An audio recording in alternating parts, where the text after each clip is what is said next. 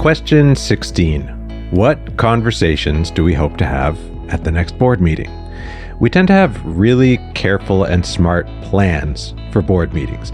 Even organizations that lean more to the informal or experimental still usually have predictable and well-structured board meeting agendas and objectives.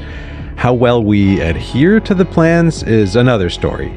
It's hard to predict how long each presentation and conversation will actually take, and it's way more common for things to take longer than expected rather than going home an hour early.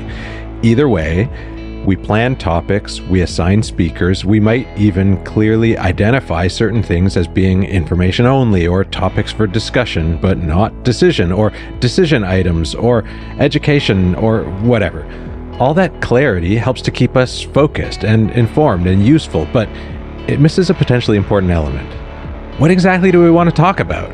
How do we want that discussion to feel and flow? Whose perspectives do we really need to take into consideration? How do we plan to ensure that we receive those perspectives?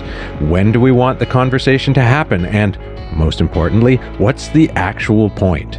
As in, when the conversation is over, what do we hope we will have accomplished? After all, if this is well defined, then it becomes way easier to, for example, put a time limit on it and expect to stick to that time limit.